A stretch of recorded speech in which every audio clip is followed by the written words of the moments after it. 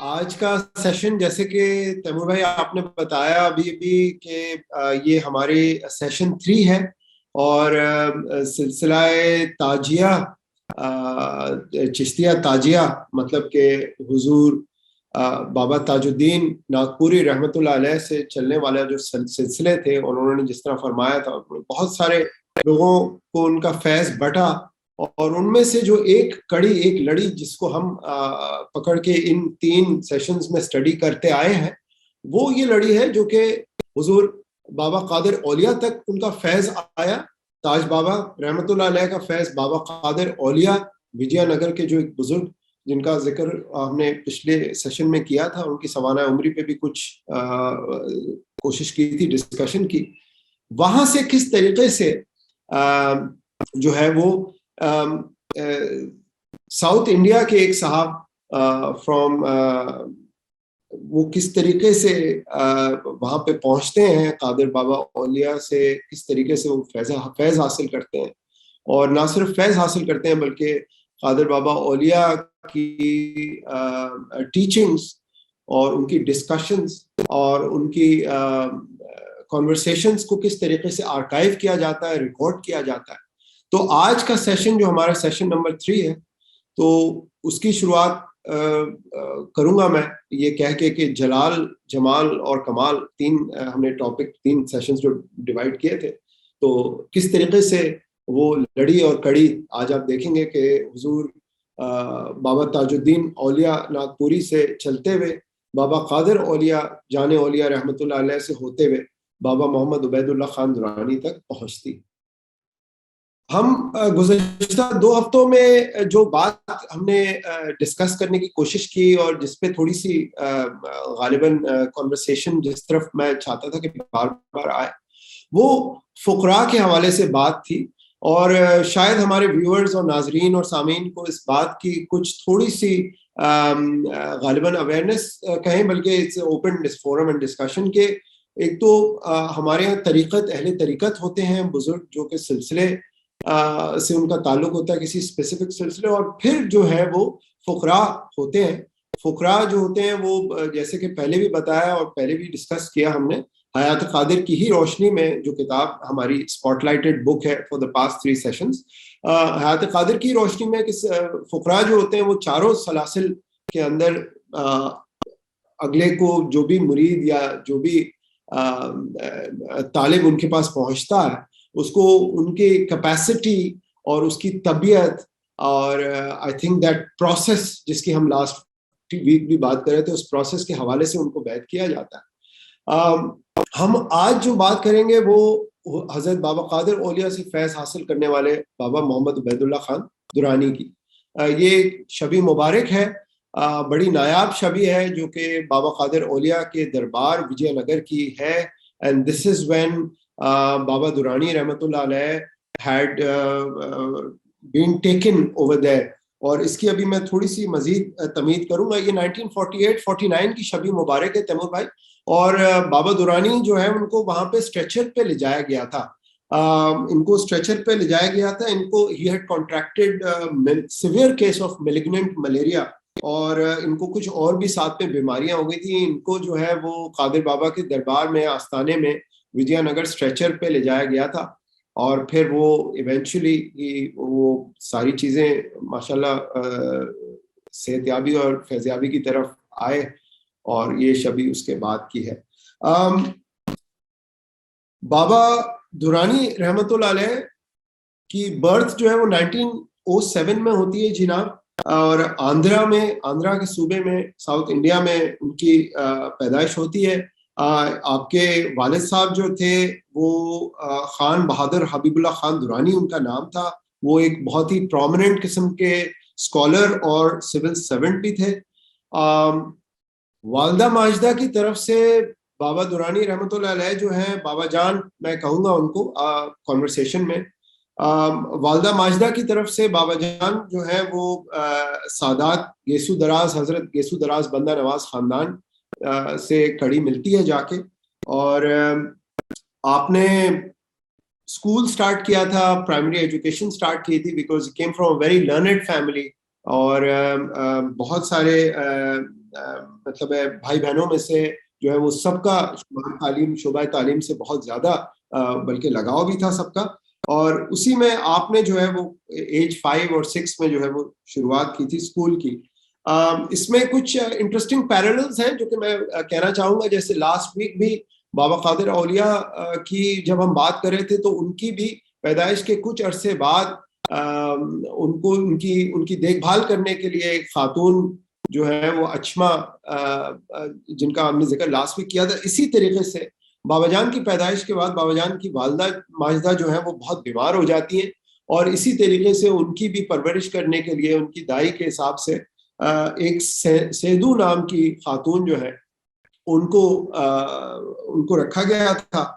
और उनका ये था कि इनकी ये जो खातून जिनको रखा गया था इनका बच्चा तकरीबन 20 या 21 दिन का था, तो वो बच्चा इंतकाल कर गया था। और इस तरीके से Baba Jaan was actually that as at that point और वो उनकी दाई बनी। तकरीबन 2.5 साल तक उन्होंने इनकी परवरिश की और फिर उनका इंतकाल हो गया। सैदू जिनका नाम था उनका इंतकाल हो गया। और बाबा जान कहते हैं this is a very important point in the life history के इसके बाद जो है वो बहुत बीमार रहने लगे और वो कहते हैं कि इन बीमारियों के धंधे ने फिर जकड़े रखा उनको पूरी जिंदगी।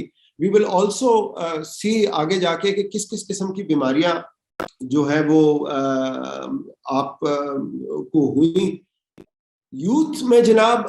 बिफोर यूथ ये तो बल्कि काफी बात की शबी मुबारक है, लेकिन when Baba Jan was young तो आप फरमाते हैं कि आपका जो है वो एक साहब जो कि एक फॉरेस्ट ऑफिसर थे, जिस इलाके में आप उड़ीसा में रहते थे वहां पे एक फॉरेस्ट ऑफिसर थे जो कि शांति निकेतन के पढ़े हुए थे। तो शांति निकेतन के पढ़े हुए थे तो उन्होंने टैगोर से इंट्रोड्यूस कराया बाबा जान को।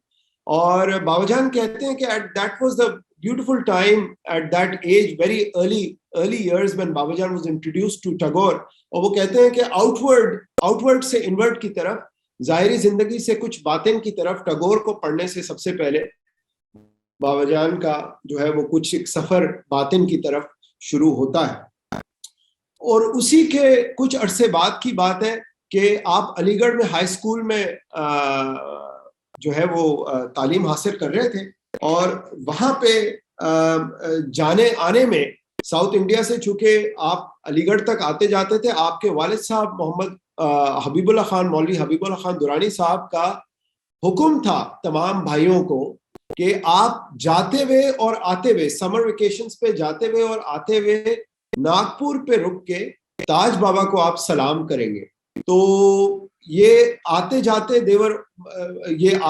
जो है रुकते थे, ताज बाबा को सलाम करने के लिए रुका करते थे। तो एक दफा कुछ ऐसा वाकया होता है कि यहाँ पे अलीगढ़ में बाबा जान ने एक गुजरते हुए तांगे में एक चेहरा देख लिया। वो एक चेहरा देख लिया और वो चेहरा कुछ इस तरह से उनके बातिन में, या आप समझे अंदर बाहर बसेरा कर गया कि उन्होंने कहा कि अब मैं ना कभी कुछ खाऊंगा ना कुछ पीऊंगा जब तक वो दोबारा चेहरा नहीं देखूंगा मैं। तो वो जुनून की हद तक वो चेहरा जो है वो उनपे तारी हो गया। और वो चेहरा तो ना वो सो पाते थे, किसी डॉक्टर के पास लेके जाते थे और वो डॉक्टर उनको गालिबन ओपियम के इंजेक्शन उस जमाने में होते थे, सेडेटिव, तो वो ओपियम के इंजेक्शन लगा देते थे। लेकिन उससे भी वो कहते हैं कि शरीर जो है वो, जिस्म सोता रहता था लेकिन दिमाग जो है वो जागता था। उसके बाद शायद किसी साधु के पास गए, उस साधु ने कोई आसन सिखाया, उससे शायद आप सो के उठ भी गए और मतलब है वो एक पूरा किस्सा है। लेकिन जो अहम बात है वो ये कि वो चेहरा देखने के बाद वापस घर की तरफ जब आप रवाना हो रहे थे तो नागपुर में जब आप रुके अपने भाइयों के साथ ताज बाबा को सलाम करने के लिए, तो आप जो है वो ताज बाबा के कदम मुबारक की तरफ जब बढ़े, उनकी कदम बोसी करने के लिए जब आप झुके हुए थे तो थप करके ताज बाबा ने इनकी कमर पे थपकी मारी। और जैसे ही इन्होंने ऊपर ताज बाबा के चेहरे मुबारक की तरफ देखा तो वो देखते हैं कि वहां पे ताज बाबा का चेहरा नहीं था बल्कि वही चेहरा था जो अलीगढ़ में इन्होंने देखा था।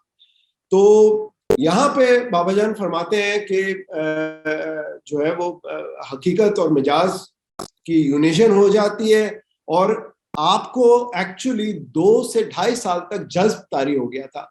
आपसे स्कूल भी नहीं जा पाए। इसके बाद आप 1.5-2 साल आप, बल्कि आप कहते हैं कि आप जिस भी जगह पे आपके वालिद साहब की पोस्टिंग थी वहां पे आप, बल्कि ये मेरा ख्याल है मछलीपट्टनम के साहिली समुंदर पे के इलाके में, शहरी इलाके में आपके वालिद साहब किबला की जो है पोस्टिंग थी। आप वहां पे बरहना हाल में साहिल में पड़े रहते थे। 2-2.5 साल ये टाइम गुजरा, और उस 2-2.5 साल के टाइम के बाद फिर आपके वालिद साहब आपको वापस नागपुर लेके आए और ताज बाबा से फरमाया कि ताज बाबा ये मेरे बच्चे को क्या कर दिया। तो ताज बाबा ने कहा अच्छा चलो कंबल में रखते हैं। और वो कहना ही था कि आहिस्ता आहिस्ता फिर वापस जो है वो जज्ब से आम जिंदगी की तरफ जो है वो आप आते हैं। लेकिन आप बड़ी खूबसूरत बात फरमाते हैं बाबा जान के इस जिंदगी की 100,000 लाखों सांसें, उस जिंदगी की एक सांस, वो जो जज्ब में टाइम गुजारा था आपने, तो आप कहते हैं कि लाखों सांसें उस जिंदगी की एक सांस पे कुर्बान है। और आप कहते हैं कि वो जो एक हब्स और एक घुटन जो इस वजूद के साथ इंसान को होता है, वो सब उससे जो है वो बियॉन्ड था। So he beautifully explains this time that he spend in जज्ब फॉर 2.5 years। अच्छा जी, तो उसके बाद फिर वापस कर्म के मामला शुरू होते हैं और आप वापस अलीगढ़ चले जाते हैं। आप अलीगढ़ जाते हैं और वहां पे अलीगढ़ जाके आप अपनी बाकायदा वापस एक्सपेरिमेंटेशन, आपको साइंस का बहुत ज्यादा, आप साइंस के तालिब इल्म थे और आपको साइंस का बहुत ज्यादा शौक था, और आप इन्वेंशंस और लेबोरेटरी, आपको साथ साथ इस पॉइंट पे हजरत अमीर खुसरो की जाते मुबारका से बहुत ज्यादा लगाव हो जाता है बाबा जान को। और बाबा जान ने मेरा ख्याल है समर वेकेशंस पे घर भी जाना छोड़ दिया था। तो सितार, आपने सितार सीखा और हजरत अमीर खुसरो की शख्सियत इतनी ज्यादा, बिल्कुल आप समझें कि you are completely infatuated by the personality of Hazrat Amir Khusro. और आपने सितार ना सिर्फ सीखा, बल्कि चूंकि आप साइंस और इंजीनियरिंग के तालिब इल्म थे, तो आपने सितार के अंदर कुछ रद्दोबदल करके कुछ शायद कस्टमाइजेशन भी उस जमाने में की। तो ये भी एक टाइम जनाब गुजरता है। और उसके बाद बड़ा इंटरेस्टिंग वाकया है कि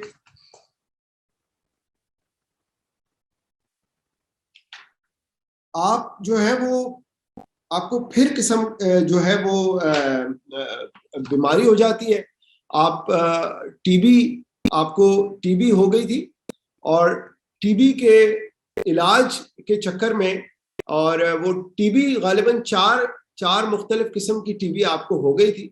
और टीबी के इलाज के चक्कर में यहाँ पे मैं व्यूअर्स को बताना चाहूंगा कि बाबा दुरानी को मल्टी फैसेटेड पर्सनैलिटी है, और आपको ना सिर्फ फकीर, एक ऑथर, बल्कि एक ह्यूमैनिटेरियन, एक होम्योपैथ के तौर पे भी जाना जाता है। और आप होम्योपैथी भी प्रैक्टिस करते थे, और मैं आगे इस पे थोड़ी सी ज्यादा रोशनी डालूंगा।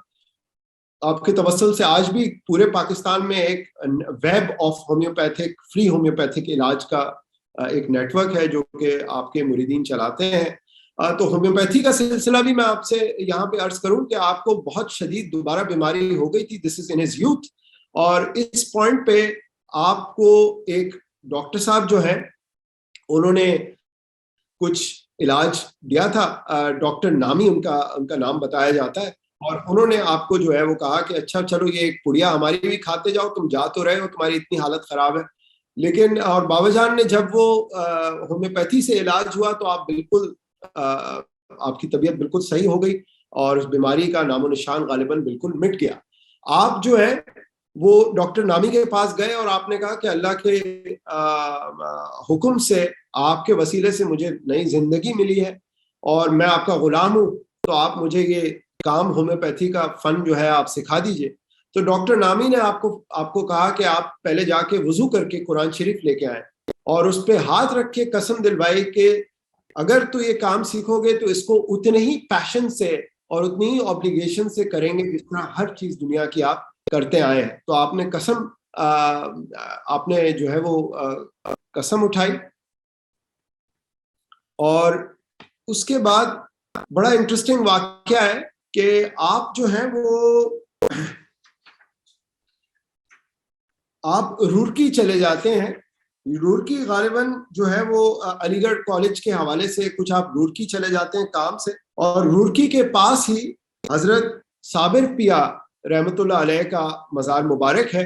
तो बड़ा इंटरेस्टिंग वाकया यहाँ पे बयान करना चाहूंगा। It's a beautiful little story कि आप जो है वो शाम में, मेरा ख्याल है रुड़की में कुछ अरसा रुके हुए थे, क़याम पजीर थे, यंग मैन थे आप बिल्कुल। तो आप रोज शाम को वहां के लोकल्स को देखते थे साबिर पिया के मजार से वापस आते हुए, और वो लोकल्स कहते थे कि मजाल है कि साबिर पिया से कुछ मांगो और ना मिले। तो आप जो है आप कहते थे कि मैं सोचता था कि इन लोगों का ईमान कितना जबरदस्त है कि ये कहते हैं ऐसे। तो वो बाबा जान सोचते थे कि कभी मैं भी जाऊं साबिर पिया के दरबार पे और कुछ मांगू। तो आप फरमाते हैं कि वो आपकी हाजिरी जरूर हुई वहां पे, आप जाते थे उधर, लेकिन मांगने ना मांगने का सिलसिला तो क्या होता है। तो एक दिन when he was coming back from the मजार ऑफ साबिर पिया, तो वहीं ट्रेन ट्रैक्स के पास से एक मलंग आपको चलता हुआ नजर आता है। और उसके बारे में इट्स अ ब्यूटीफुल डिस्क्रिप्शन जो कि आप देते हैं। आप कहते हैं कि सुनहरी बदन था उस मलंग का, और हाथ में एक टेढ़ा सा उसने जो है वो सींग पकड़ा हुआ था, और शंख और लंगोट बांधी हुई थी, सुनहरी बदन था, और वो बिल्कुल शेर की चाल में, आप फरमाते हैं कि शेर की चाल में चलता हुआ जो है वो आ रहा था। और ब्यूटीफुल यूसेज ऑफ वर्ड्स। आपकी एक छोटी सी ऑटोबायोग्राफी है ऑडियो, उसमें आपने वर्ड यूज किया है अल्हम्दुलिल्लाह। आपने कहा अल्हम्दुलिल्लाह, उस मलंग को देख के आपने फरमाया अल्हम्दुलिल्लाह, और आगे फरमाते हैं कि क्या सनद है तेरे हुस्न की। अल्लाह से फरमाते हैं कि क्या सनद है तेरे हुस्न की। और वो मलंग चल के आता है आपके पास, और वो मलंग आके आपसे कहता है कि ला दे ₹1.25। and I'm talking about the probably the early 30s or late 20s।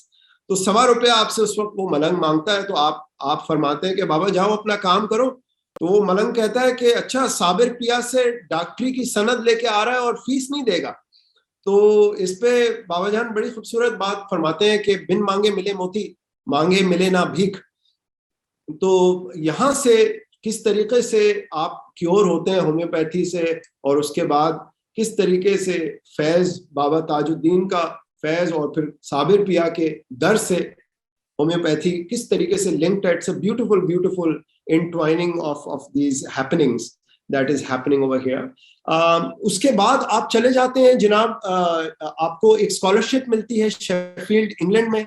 आप यहाँ से इंग्लैंड चले जाते हैं। This is the time period between 1929 and 1936, और आप स्टैफोर्ड इलेक्ट्रिकल कंपनी इंग्लैंड में काम भी करते हैं, और उससे पहले आप इलेक्ट्रिकल इंजीनियरिंग की डिग्री शेफील्ड से हासिल करते हैं। और वहाँ जाके इनफैक्ट वेरी इंटरेस्टिंग, बिकॉज वहाँ पे जो वहाँ के आप समझे हर्मिट्स होते हैं, उनसे भी आपका काफी उठना बैठना, जिनको आप गालिबन क्वैकर्स कहते हैं, उनसे आपका उठना बैठना काफी रहा। और उनमें से एक साहब ने आपको जो है वो क्लासिकल म्यूजिक की तरफ राग़िब किया, वेस्टर्न क्लासिकल। तो आप जो है वो सिम्फनी, ऑर्केस्ट्रास और ओपराज, ये पूरे आप बड़े शौक से जो है वो समाअत फरमाते थे। अच्छा जी, उसके बाद आप फिर वापस आते हैं, और during this time also, sorry, इससे पहले एक और वाकया मैं बयान करना चाहूँगा कि आप जो है वो बहुत ज़्यादा गालिब से बहुत ज़्यादा मुतासिर पूरी ज़िंदगी बाबाजान रहे हैं। और आपके उर्दू टीचर से आपने पूछा था कि किस तरीके से मैं पा सकता हूँ पूरी पर्सनैलिटी का जो निचोड़ होता है। तो उन्होंने फरमाया था कि आप किसी पर्सनैलिटी का अगर एसेंस लेना चाहते हैं, चाहे वो कोई राइटर है, आर्टिस्ट है, तो आप उसकी किसी एक वर्क को लेके उसके जीनियस को ढूंढने की कोशिश करें उस एक वर्क में। तो आपका फेवरेट शेर जो आप फरमाते हैं गालिब का, वो है कि ये है कहाँ तमन्ना का दूसरा कदम या रब, हमने दस्ते इम्का को एक नक्शे पा पाया, और ये आपका फेवरेट शेर रहता है। और इनफैक्ट एजुकेशन की तरफ आपका ताल्लुक, आपका रुझान बहुत ज्यादा हमेशा से रहा। एंड मैं यहाँ पे ये बात भी बताना चाहूंगा कि आपका बकिया जिंदगी इसके बाद जो है वो ज्यादातर आपका एजुकेशन से ताल्लुक रहा। इससे पहले मैं एक और चीज जरूर कहना चाहूंगा कि आपने एजुकेशन के बारे में बड़ी जबरदस्त, and perhaps it is something very very apt for this forum over here. तो आप फरमाते हैं कि सब्जेक्ट जब पढ़ाया जाता है, और अब बड़ी बड़ी कॉमन, बड़ी आज तक, और हम में से ज्यादातर हजरात यहाँ पे जो बैठे हैं, तैमूर भाई का भी ताल्लुक शोबा तालीम से है। तो बाबा जान के वर्ड्स हैं कि सब्जेक्ट या सब्जेक्ट की नॉलेज स्टूडेंट तक नहीं पहुंचती जब आप एक जगह खड़े होकर पढ़ा रहे होते हैं, बल्कि जो उस्ताद का, टीचर का जो उस सब्जेक्ट का पैशन है वो जाके स्टूडेंट तक पहुंचता है। So that passion of the teacher and the passion for the subject, वो एक्चुअली जाके लगता है। ये बाबा जान की बात बहुत बहुत बहुत ज्यादा डीप और खूबसूरत बात है। बाज़ाहिर तो छोटी सी बात है, लेकिन आई थिंक शोबा तालीम से जितने लोग ताल्लुक रखते हैं आज, उनको बखूबी इस बात का अंदाजा होगा।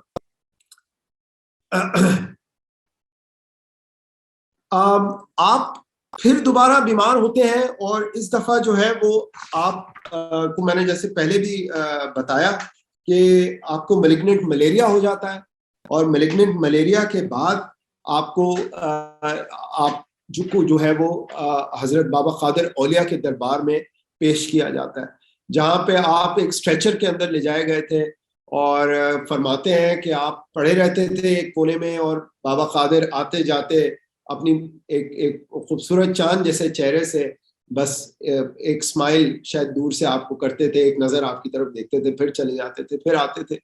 और इस टाइम पीरियड में आपने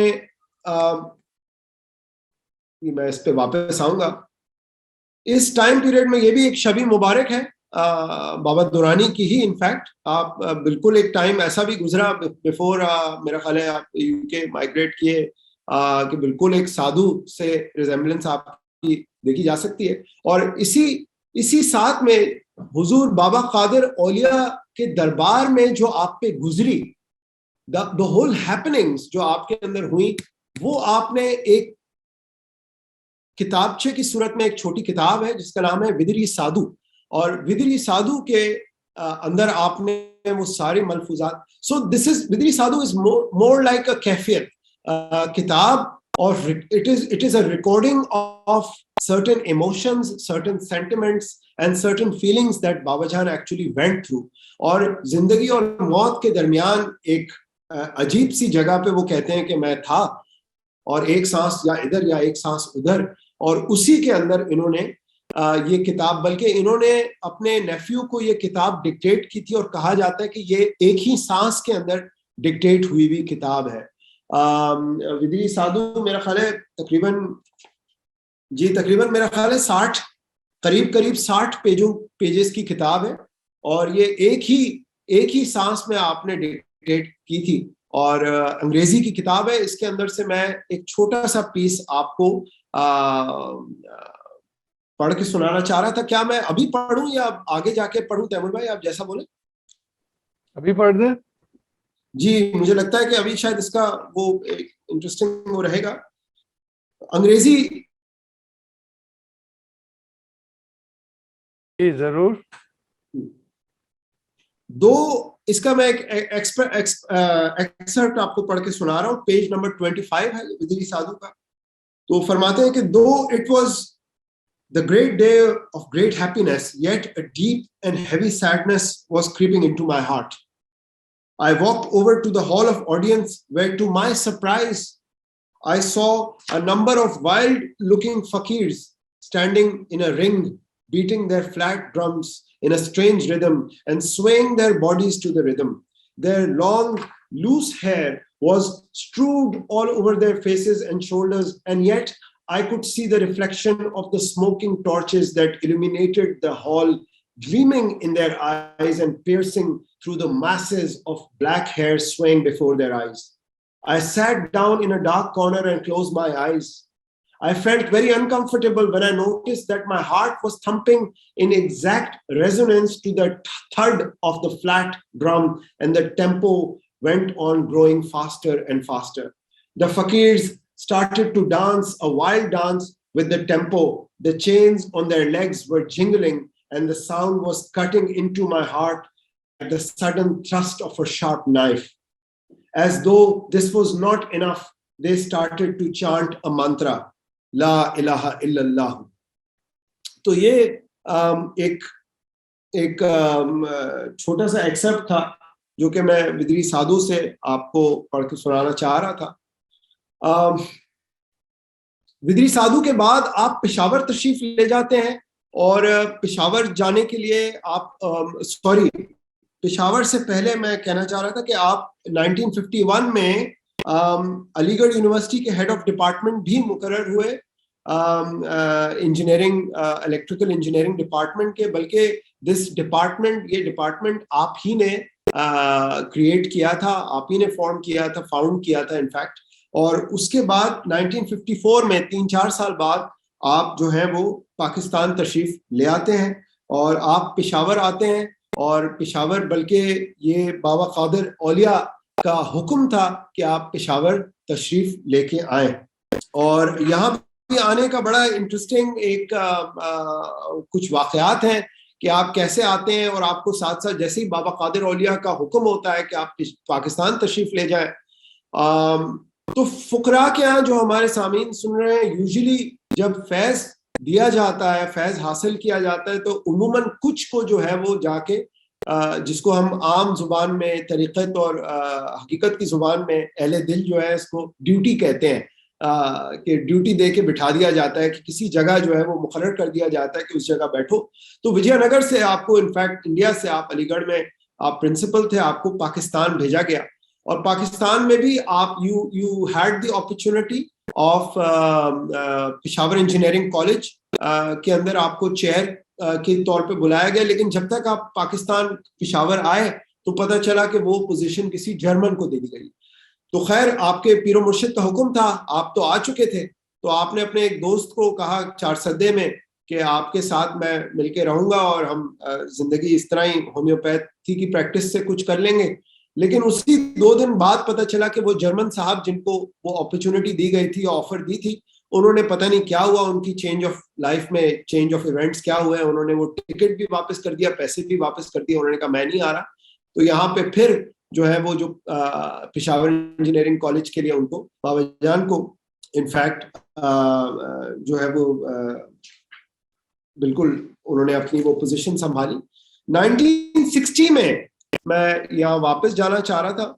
1960 में आपको बशारत होती है, और 1961 से 1962 तक आप अपने पीरो मुर्शिद बाबा कादिर औलिया की बशारत के मुताबिक एक जगह ढूंढने निकलते हैं in the mountains of Swat.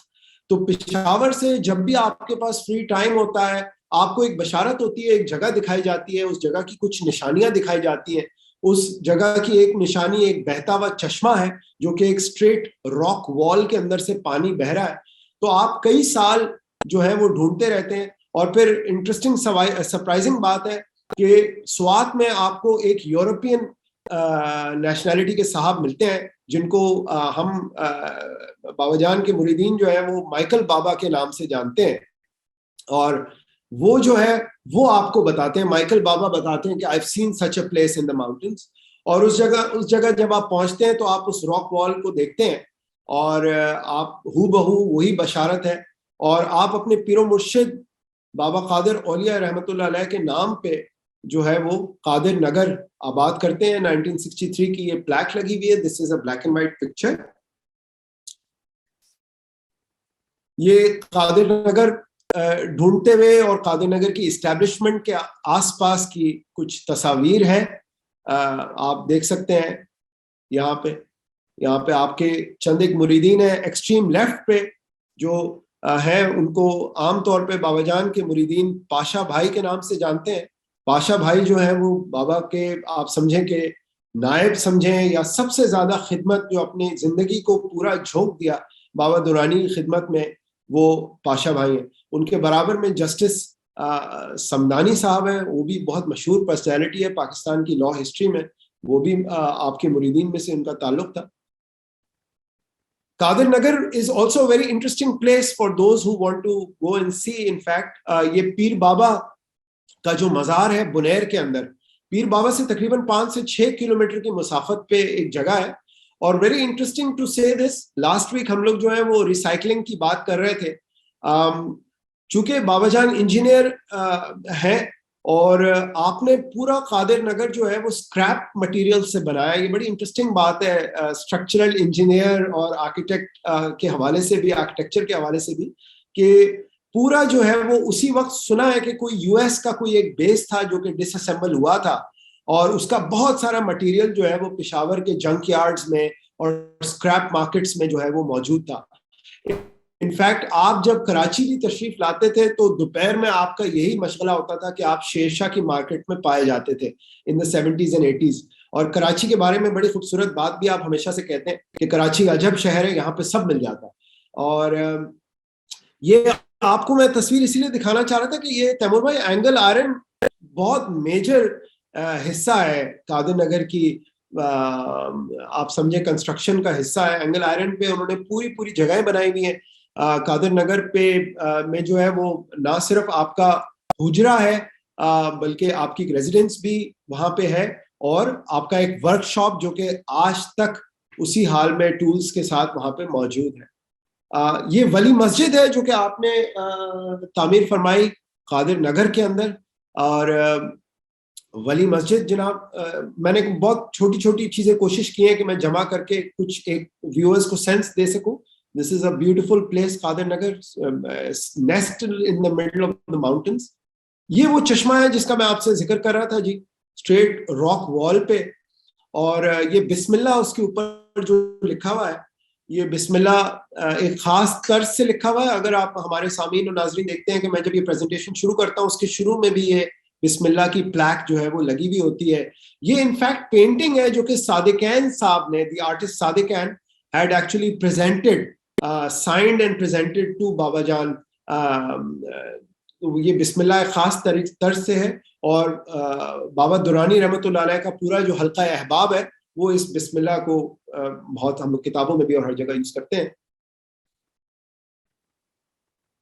ये जनाब आपका मज़ार मुबारक है, बिट टू अर्ली कि मैं दिखाऊं, लेकिन चूंकि साथ साथ ये भी बहुत हसीन शबी मुबारक है। लेफ्ट वाली शबी जो आप देख रहे हैं वो स्टेयरवेल है जो कि ऊपर मज़ार की तरफ जाता है, और राइट पे आप देखें तो ये मज़ार मुबारक है।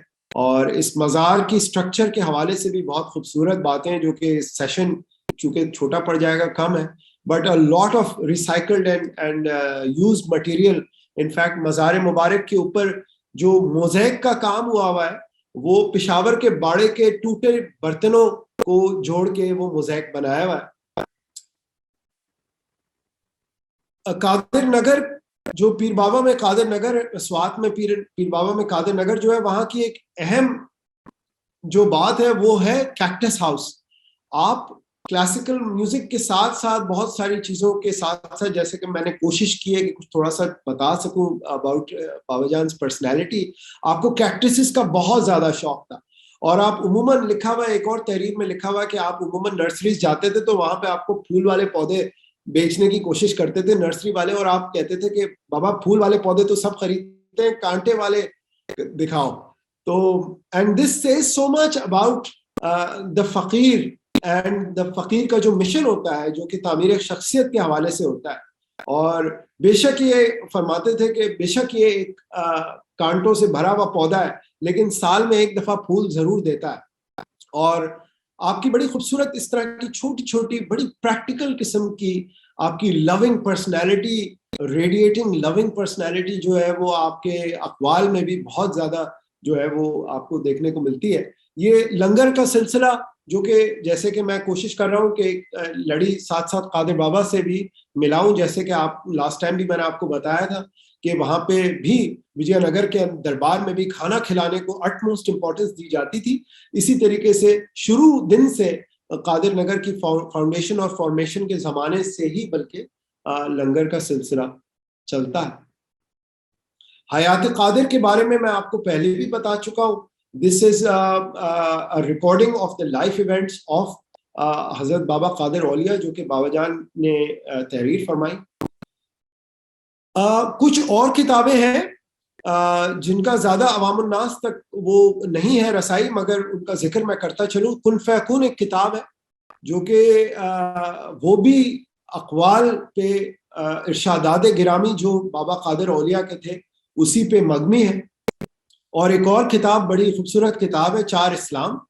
चार इस्लाम जो है वो बड़ी खूबसूरत किताब है। वो भी, ये किताब भी जो भी conversations and discussions that happened at the दरबार ऑफ बाबा कादिर औलिया, और जो भी टीचिंग्स आप बाबा जान मतलब है बाबा दुरानी लेके विजयनगर से वापस तशरीफ लाए थे, उनके आप समझे कि these are reflections, these books are reflections of those teachings, और जो बातें बाबा कादिर औलिया ने फरमाई। चार इस्लाम मतलब कि इब्राहिमी इस्लाम, मूसवी इस्लाम, ईसवी इस्लाम और अल इस्लाम। तो चार इस्लाम मगर बहरहाल इस्लाम एक ही लड़ी उसकी। ये भी कुछ कुतुब है, हिकमत फरोग़ कुल जिल्द अव्वल और जिल्द दोम। ये एक्चुअली बड़ी इंटरेस्टिंग इसकी कहानी है कि आप जब पेशावर में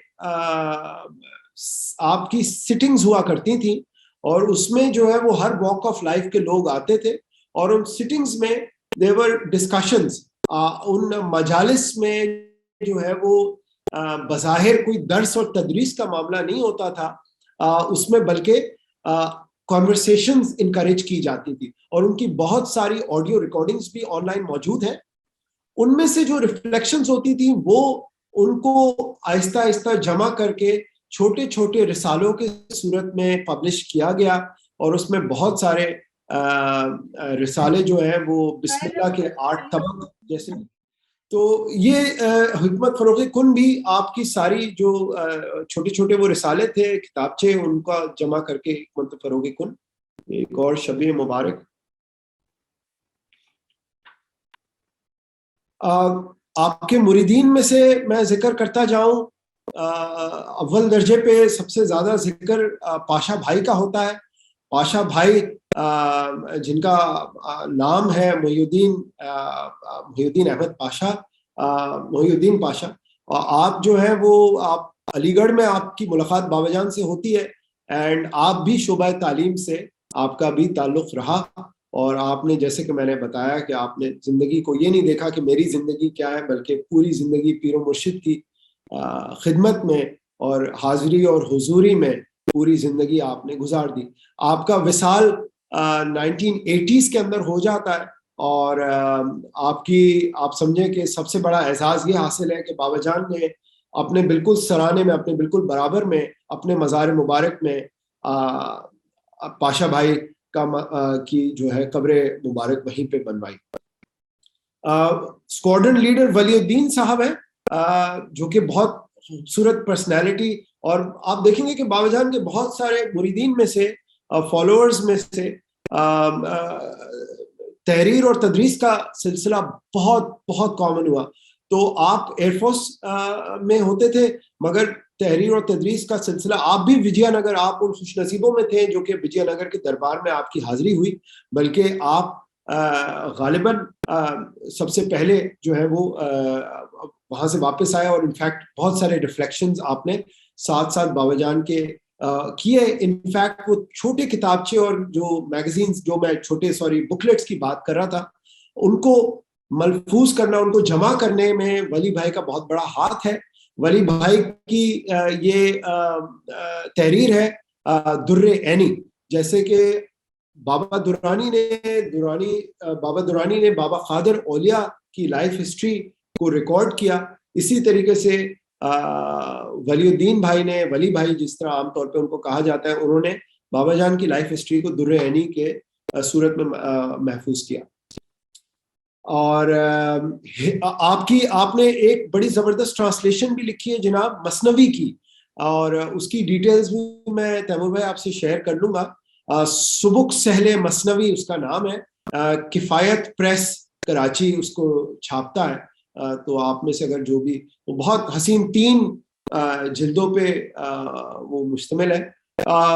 ये इस वक्त जो छवि आप देख रहे हैं ये आपके मुरीदीन में से ही हजरत हामिद हसन बिलग्रामी साहब, जो कि जिन्होंने कई किताबें जो है वो तहरीर फरमाई और कई मुख्तलिफ यूनिवर्सिटीज में आपने मुख्तलिफ शोबों को हेड भी किया इस्लामिक स्टडीज के, और आप जो है PhD डॉक्टर भी थे। और आपने एक बहुत ज़बरदस्त आप समझे कुरान शरीफ का तर्जुमा जो कि बहुत कॉमन है, जिसका नाम है फयूज़ुल कुरान, वो भी आपकी तहरीर। ये कराची की एक छवि है 80s की, कोई तहरीर कोई किताब पब्लिश होने के बाद गालिबन पेश की जा रही है। और हसन अख्तर भाई का भी मैं जिक्र करता चलूंगा। आपने भी, आपका भी ताल्लुक बाबाजान से अलीगढ़ से ही रहा है।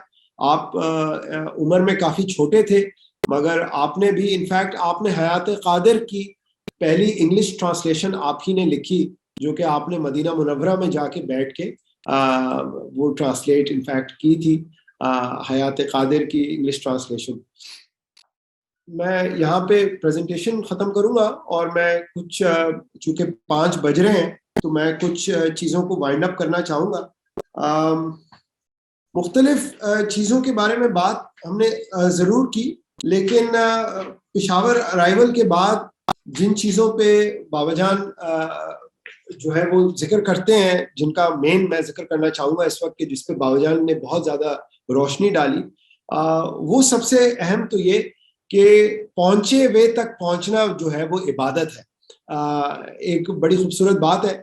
और आप हयात कादिर आपने किस तरह तहरीर की, बल्कि हयात कादिर के पहले सफ़े पे जो उसका इंतसाब है उसमें लिखा हुआ है कि इस मुख्तसर सी पेशकश को मौजूदा ज़माने के तालीम याफ्ता हजरात की खिदमत में पेश करता हूँ, जिनका दिल खुद इस सवाल का जवाब चाहता है कि आखिर मैं चाहता क्या हूँ।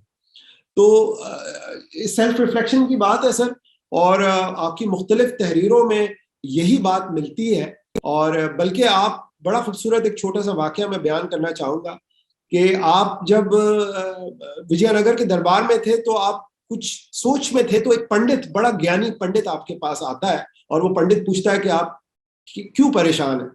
तो आप कहते हैं कि मैं सोच रहा हूँ कि खुदा को कैसे, किस तरीके से रिकॉर्ड की जाए ये सारी चीजें जो इस दरबार में देखी जाए। तो वो पंडित कहता है कि अगर भगवान को समझना है तो आप भक्तों को समझें, भक्तों को समझेंगे तो आप भगवान की कुछ समझ किसी तरीके से वहां तक पहुंच सकेंगे।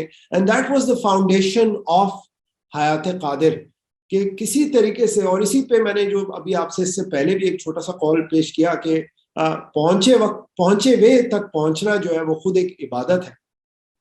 और उसके बाद आप जो है वो कई और चीजें भी फरमाते हैं, जिसमें one of the main things is that किस तरीके से हैप्पीनेस अचीव की जाए इन दिस नफ्सा नफ्सी का दौर। आपने 1990 में पर्दा फरमाया, लेकिन पर्दा फरमाने से पहले जितना भी मैं कहूँ कि आपका एक एहसान है इस वक्त इंसानियत के ऊपर, कि आपको एज अ फकीर तो बहुत सारे लोग जानते हैं, बल्कि एज अ होम्योपैथ डॉक्टर, जिसमें एक करामात की पूरी फहरिस्त है, पूरी लिस्ट है, जिसपे इस वक्त मैं क्या वो करूं, जिस तरह लाइलाज बीमारियों को माशाल्लाह जो है वो क्योर करते हैं आप, और बहुत सारी इस तरह की मुख्तलिफ चीजें। लेकिन जो जो अहम चीज मैं चाहूंगा कि व्यूअर्स और लिसनर्स यहाँ से लेके जाएं, वो बाबाजान का कॉल है ऑब्जेक्टिवाइज योर सेल्फ। और आप फरमाते हैं कि ऑब्जेक्टिवाइज योर सेल्फ, आप फरमाते हैं कि हैप्पीनेस किस तरह ढूंढी जाए, खुशी कैसे मिलेगी, क्योंकि खुशी को कयाम नहीं है, उसमें परमानेंस नहीं है। आप अगर कोई स्पोर्ट्स खेलना चाहते हैं, आपको कोई शौक है, और उसमें जो भी आपको खुशी मिलती है वो टेम्परल किस्म की हैप्पीनेस होती है। तो कयाम कैसे आता है, और वो कयाम जो है वो अपने आप को ऑब्जेक्टिवाइज करने से आता है, अपनी सेल्फ के अंदर से बाहर निकल के सेल्फलेस होने की तरफ। और आपकी सारी टीचिंग्स जो है वो सेल्फलेस सेल्फलेसनेस का ही पैगाम देती हैं। और आपका एक कॉल है, अगर मैं गलत ना कह रहा हूँ, कि हक ताला तक रसाई का एक चोर दरवाज़ा जो है आपने खिदमत खल्क बताया, कि खिदमत खल्क की खिदमत जो है वो हक ताला तक पहुँचने का एक चोर दरवाज़ा है। और तरीक़त में भी ऑब्वियसली हम सारे जो इस्लाम के अरकान हैं, जिसमें नमाज, रोज़ा, हज, ज़कात, उससे बियॉन्ड ज़िक्र अस्कार के मामलात होते हैं। लेकिन यहाँ पे देखा गया है कि हज़रत बाबा क़ादिर औलिया के दरबार से लेके बाबा जान के दरबार तक जो कि अता है बाबा ताजुद्दीन की, वो ये कि एक खिदमत खल्क का मामला जो है वो जारी और सारी है। और इस तरीके से आपकी सेल्फ की ऑब्जेक्टिफिकेशन जो है वो सामने आती है। थैंक यू जी। बहुत अच्छा लगा ये सुन के आज ये उबैदुल्लाह साहब का जो जिक्र खैर किया इन्होंने, और कैसे वो अपना सारा कुछ अलीगढ़ और छोड़ के जो पहाड़ों में आके बसे जो है। इनका भी आगे कोई सिलसिला, इनके कोई खलीफा है भी वहां से बात में या कहीं और आगे? जी, जैसे कि मैंने बताया कि फ़ख्र में जो है वो उस तरीके से तरीक़त के हवाले से जैसे गद्दी का सिलसिला होता है वो नहीं चलता है। और उनका फैज़ मेरा ख्याल है बच्चों में, ताज बाबा से ये बात रिवायत जो है वो मंसूब है कि मुरीदीन को बच्चे कहा जाता है। तो ताज बाबा के भी जो बच्चे हैं, बच्चे मतलब है कि मुरीदीन, और वो फैज़ लेके मुख्तलिफ जगहों पे जाके वो सब मामला चल रहा होता है। Qadir Nagar is run by a trust, they are doing a beautiful job. Qadir Nagar trust है, इट्स अ ऑफिशियल ट्रस्ट जो कि बहुत खूबी से सारे जो मामलात वहाँ के हैं वो बखूबी सर अंजाम देते हैं। एजुकेशन का सिलसिला भी वो लोग करते हैं, और गरीबों को खाना खिलाना, फ्री मेडिकल केयर, होम्योपैथी का क्लिनिक जो कि पूरे पाकिस्तान में 3-4 जगह चलता है, उसमें कादिर नगर में भी है। और उर्स के मौके पे तीनों उर्स प्लस नबी पाक सल्लल्लाहु अलैहि वसल्लम का यौम विलादत वहाँ पे मनाया जाता है। गौस पाक का उर्स भी वहाँ पे मनाया जाता है। तो जी, सिलसिला ताजिया का जिक्र आपने तीनों उसमें किया, इसका कोई इसकी इस वक्त कोई खानका भी है पाकिस्तान में? जी, उबैदुल्ला खान दुरानी साहब ने अपने पीरो मुर्शिद की मोहब्बत और उनकी बशारत को फॉलो करते हुए जो खानका बनाई, वही खानका है जो कि कादिर नगर स्वात पीर बाबा के करीब। बहुत शुक्रिया। उम्मीद है आगे भी आप जारी रखेंगे औलिया किराम की जो किताबें हैं उनमें से कुछ ना कुछ फैज़ जो आप आगे भी पहुंचाते रहे, हमारे साथ शेयर करते रहे। अल्लाह ने चाहा तो ऐसा होगा इंशाल्लाह, देखें जी, अल्लाह की मर्जी। कौसर साहब फरमा रहे हैं कि वो मोती मुफ्त और भीख मांगने से नहीं मिलती। तो वो वाकया है बड़ा खूबसूरत जो कि मैंने जिक्र किया था, बल्कि बाबा जान की एक छोटी सी ऑडियो रिकॉर्डिंग है माय लाइफ के नाम से। उसमें आप जिक्र करते हैं कि जब आप वापस आ रहे थे तो किस तरीके से उस मलंग ने आपसे जो है वो ₹1.25 मांगा, और आपने कहा कि जाओ अपना काम करो। तो मलंग ने कहा कि साबिर पिया से डॉक्टरी की सनद लेके आ रहा है और जो है वो फीस नहीं देता। तो वो उस पे उन्होंने फरमाया कि बिन मांगे मिले मोती, मांगे मिले ना भीख। तो ये कई और तहरीरें भी इनफैक्ट मैं चाह रहा था कि आज डिस्कस करूं, लेकिन वक्त की कमी की वजह से जो है वो ऐसा नहीं है। लेकिन जैसे कि आपने फरमाया कि आगे जाके जरूर इस तरह का कुछ ना कुछ सिलसिला हम जारी और सारी रख सकते हैं।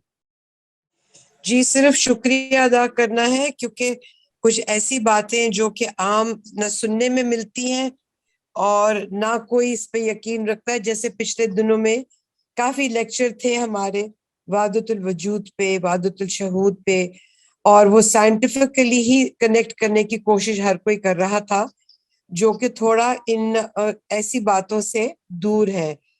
तो थोड़ी तकवीत मिल जाती है, रीइंफोर्समेंट कि हाँ ये सब कुछ ऐसा, ये पर्सनल एक्सपीरियंस जो है, वर्टिकल ग्रोथ जो है डेफिनेटली पर्सनल एग्जिस्ट करती है। ठीक है, एक्सपीरियंस सबके अपने अपने जरूर है, but it is universal, it happens. तो बहुत तकवीत मिली सुनकर। मैं सबसे पहले तो जी मैं चाहूंगा कि मैं इस सेशन को खत्म करने से पहले इस कड़ी के तीनों बुजुर्गान जिनका जिक्र हमने किया, मैं उनकी करम नवाजी और उनका शुक्रिया अदा करना चाहूँगा, ताज बाबा का और कादिर बाबा का और बाबा मोहम्मद उबैदुल्लाह खान दुरानी का, कि आप तीनों ने इस काबिल समझा कि हम आपका जिक्र खैर यहाँ पे कर सकें।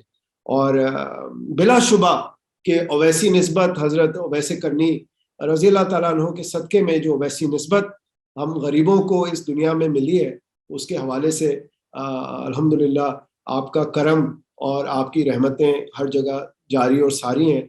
और बस जी, अल्लाहुम्मा सल्ली अला मुहम्मदिन व आले मुहम्मदिन व बारिक वसल्लम वसल्लु अलैहि। Thank you sir. खुदा हाफिज़, बारक अल्लाह, खुदा हाफिज़।